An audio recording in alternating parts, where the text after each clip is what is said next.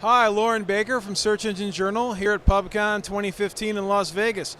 With me today I have Pierre Zarokian from Reputation Stars. Welcome to the SEJ booth, Pierre. Thank you. How you doing? So, what's going on now in the world of reputation management? It seems like it's always an ongoing and changing sector of marketing and customer relations. Right, yeah. So a lot of stuff going on. There's always lawsuit against Yelp, and it's not easy to get negative reviews removed from Yelp or any of those reputation-related sites, complaint websites. There was something in the news actually recently that's interesting that may help people get reviews removed. Oh. So there was a lady that posted a negative review for a carpenter, saying they're a scam and a fraud, and the business owner sued them. And they won. The daily is liable for paying $1,000 in damages. And the reason they won is because the judge agreed that calling them a fraud and a scam was not the right thing, because they just did a lousy job. They were not really a fraud. And by definition, a scammer or a fraud is somebody that does not a lousy job is not a fraud, basically. Right. So I think based on this recent case, people might be able to get some reviews removed from Yelp by flagging it and saying, hey, take a look at this recent case.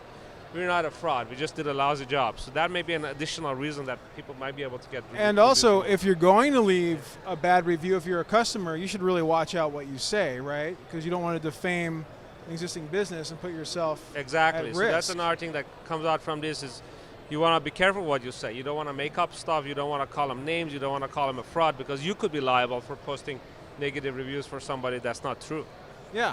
And you were telling me earlier about some ways that businesses can connect with folks on Yelp that have left reviews, which is beneficial either in a positive or negative way. Because one thing I see a lot of when I'm looking at Yelp profiles is I'll see that a business will come through and respond to the negative reviews, but not always respond to the positive reviews.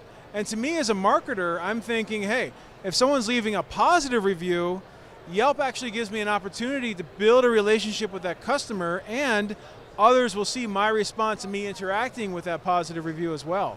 Exactly, and actually there is another good reason for responding to positive reviews is you can add more keywords and optimize your Yelp profile in there when you respond, because when people type with the keyword in Yelp, those keywords get picked up from the descriptions and also your own response. So you can, if people are not putting keywords for your services or business in those reviews, you can respond and say, thank you for using our service, whatever it is, the keyword, and then you're adding another keyword. We strive to be the best Italian restaurant in Burbank, exactly. type thing. Yeah.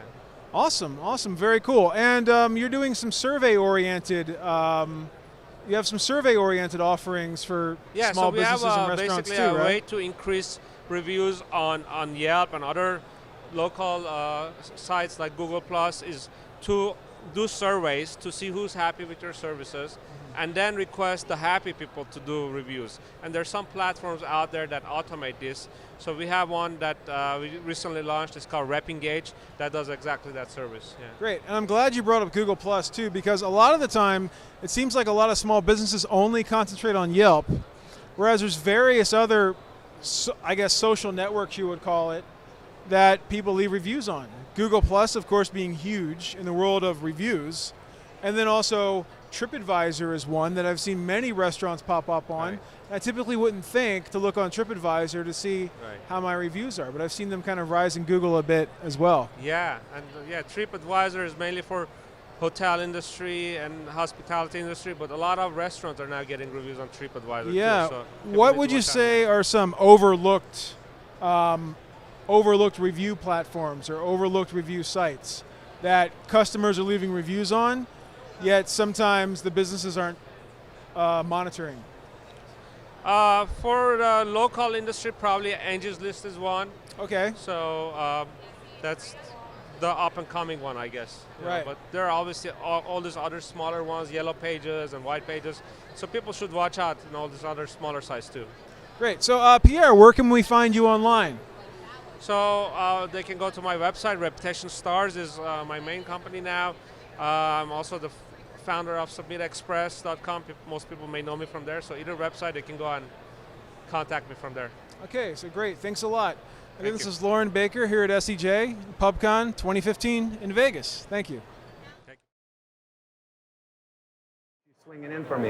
Yeah, I literally just got in, so thanks. It's great to be here. So, head of publisher communications, something that I think people have really wanted for a long time, but still kind of vague on exactly what that is with you. I know it's a new role. What is it exactly is the head of publishing? The SEJ Summit is one of the better conferences I attended. The speakers were fantastic. The weather here has been amazing. I mean, this location, the hotel. The thing I'm really liking about the SEJ Summit is the 3 takeaways structure. Yes. I'm leaving with way more. I also like the single session format for conferences. I agreed to be a speaker here because I think above all else, the quality of people who attend the meeting, something to be said about the fact that you can't just pay to come here. It's by invitation only. Whatever